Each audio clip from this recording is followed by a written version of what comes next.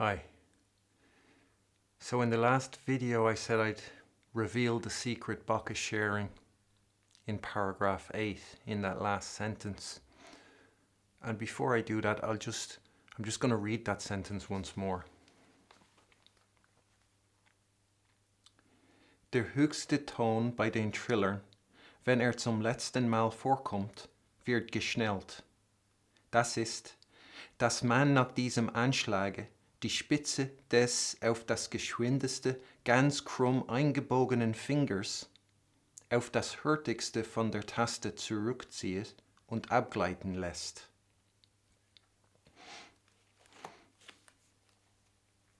So, that's the secret Bach is sharing. And what secret is it? Bach here in that last sentence, Bach is sharing the secret of how he performs a clear and crisp Nachschlag. And a Nachschlag is the turn at the end of the trill, the follow-on notes. And I don't have, there is no, in my opinion, adequate term that I know of in English for that Nachschlag. And I think, a translation of Nachschlag could be afterstroke. And I'm not hating afterstroke as a term for that. But, if I call it an afterstroke, nobody's going to know what I'm talking about. So like I said, I'm referring to it as a Nachschlag. So Bach is sharing the secret of how he performs a clear and crisp Nachschlag. And there might be eyewitness accounts describing Bach's playing or Beethoven's playing or Mozart's playing, but let's just stick with Bach or Bach's father's playing. And I'm sure in some of those accounts will be mention of how well they play ornaments. And they might wish they knew, how is it that Bach plays them so well? How come they sound much better in Bach's hands than they do in everybody else's? And so that's how valuable that secret is that Bach is sharing here. So it's the secret of how to basically perform trills as good as him, and how to perform a clear, crisp Nachschlag.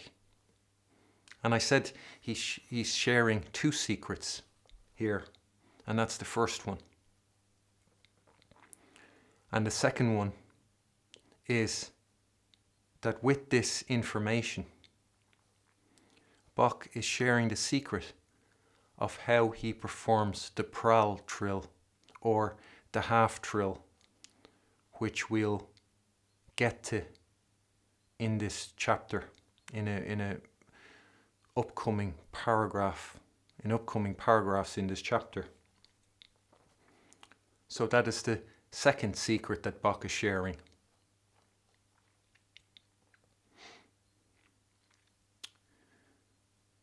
So when we arrive at that paragraph for the Prall Triller, you could keep that in mind when you are trying to figure out how to play them effectively.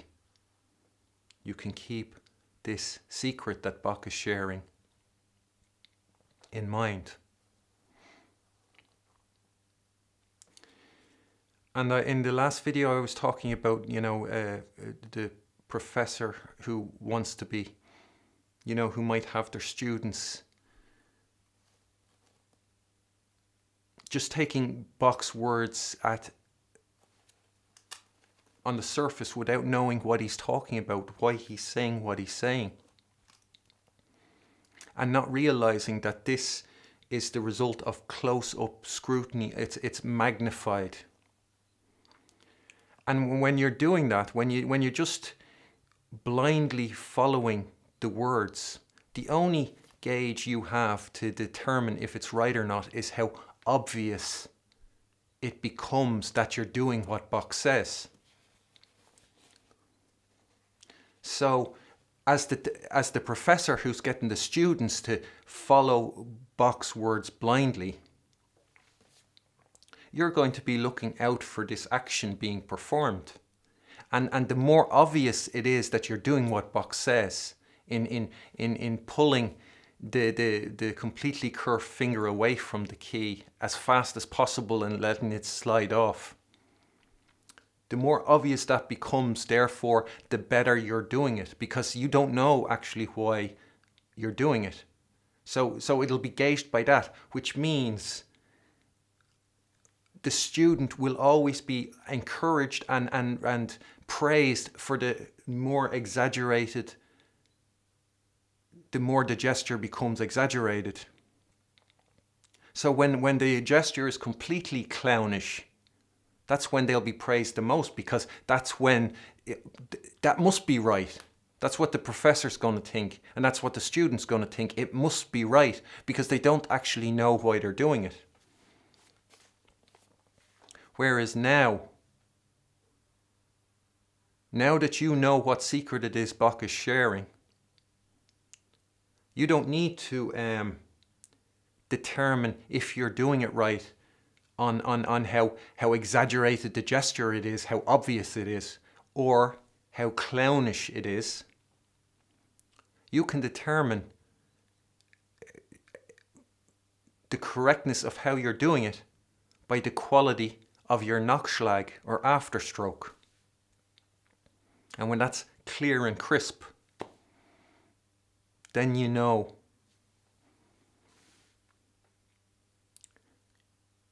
that element, what Bach is talking about, is present in how you're playing trills.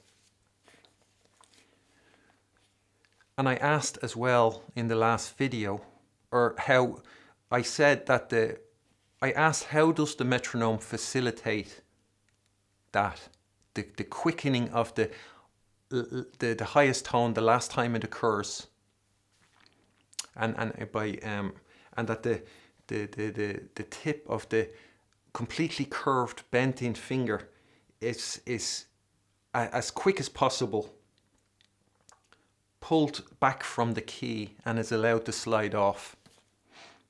I asked, how does the metronome facilitate that? And the answer is, it doesn't. And maybe you can see there how, if you know, and in the last video I as well introduced the scenario that of you bringing that to your professors, you know, about how Bach says one should learn and practice trills and fast, difficult passages, and how it was the opposite of what the professors will say.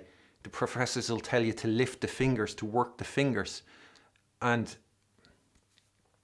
I as well said that when Bach says about some people want to force it, that nowadays those people want to force it using the metronome. And so I introduced a scenario where you go to your professor, you say, what about what Bach says? And they'll tell you to forget about what Bach says, that Bach doesn't know about the modern grand piano and the heavier action, and he doesn't know about finger strength, and if he did, he'd be telling you to do exactly what I'm telling you to do. And they tell you, and you maybe you can see there, let's say, and so between the lines, the professors will be basically telling you, Bach's an idiot, ignore him, listen to me. But let's just imagine Bach is not an idiot. And let's just imagine the secret he is sharing here is actually the secret of performing clear and crisp Nachschläge. And if I remember correctly from my Lilliput days, from my time in the cage, that Nachschlag was one of the hardest things to do with a trill when trying to play a trill. And I remember this the first time I played a Mozart sonata. I had never listened to recordings before, and then when I got to, because I sort of started off with a lot of modern music. I played accordion before I played the piano, and I was playing, modern music, not so much either. It was either Bach or modern music, but there was no classical music in accordion. And with the piano as well, the first time I really properly listened to a recording was when I started studying piano, after school, after I left school. And I heard a recording of the Mozart piano sonata that I was doing, and then I heard the evenness, and I got frightened in a way. I'd never really considered the question of evenness before, and so I, with the trills and all, then I took refuge with the metronome, and then I try and get play my trills with the metronome. And one of the most difficult things that I remember was getting the turn at the right time, following the beats, and not doing too many notes of the trill before that turn at the end, or the afterstroke, or the Nachschlag, which I think is the best word for it. And you might find that as well. You might have experienced that too, that Nachschlag, in how to get it in, to come in at the right time, is extremely difficult, and how to get that right. And you can perhaps see how you will never, if Bach is not an idiot, and this is the actual secret of how to successfully perform the Nachschlag. I'll just stick to the one secret it reveals, the Prowl Triller we'll get to. Well, you should see there, and even if you don't, I'll tell you.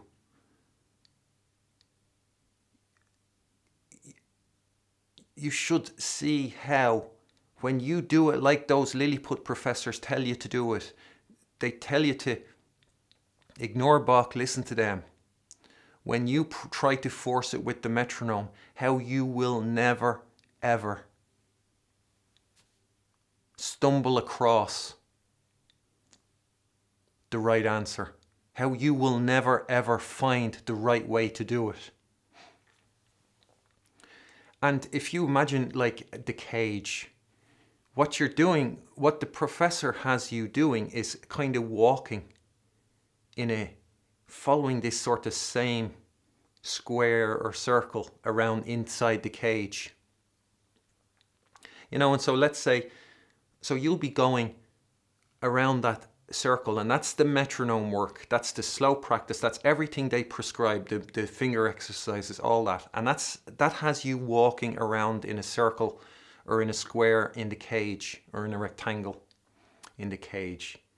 And then your attention is brought for a moment, let's say by watching this video, by what I say, or reading out what Bach says, and you stop for a second and you say to your teacher, and let's say your teacher's sitting there beside, in the center of the rectangle you're walking, and they're sitting in a deck chair with a margarita in their hands, and you stop for a second, and your attention is drawn then outside the cage, and you say, hold on, what's that? Bach is saying to do something different. And then your teacher says exactly why, and I said that in the last video, you should ignore it. And then he has you, and then you believe your professor, and then you continue walking that same circle, that same rectangle. And you will, and because you can see that with the metronome, you'll never stumble across that, because you're always doing the same thing over and over again. The idea is, if you do it often enough, eventually you're going to end up somewhere completely different, that you won't be just treading the same path over and over again.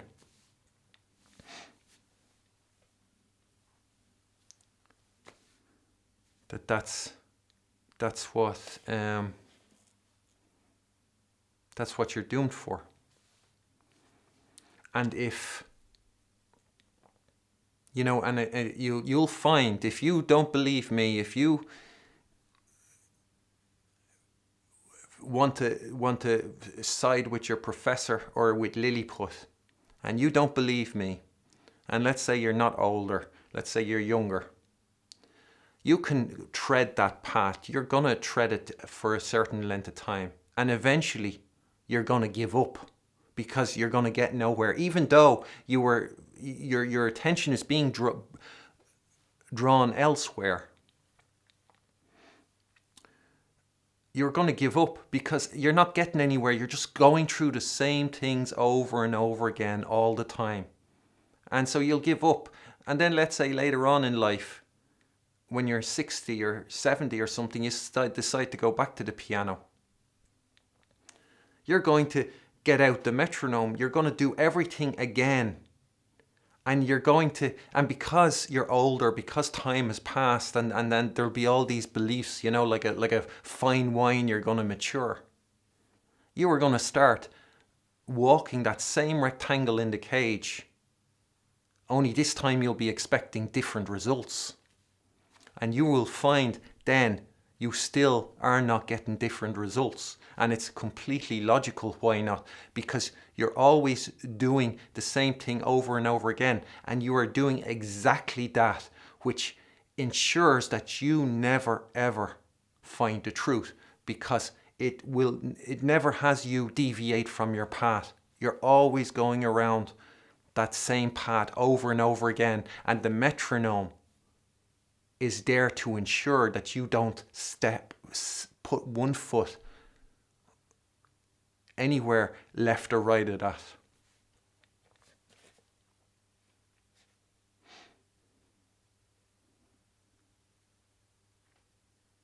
So when your teacher says, or your professor says to ignore what Bach says, that Bach doesn't know what he's talking about, that Bach isn't around now and he has no clue about pianos, grand pianos with heavier actions and all that. You can see what they've denied you by doing that. And if they convinced you to ignore me and listen to them, you can see just exactly what they stole, what opportunities they stole from you.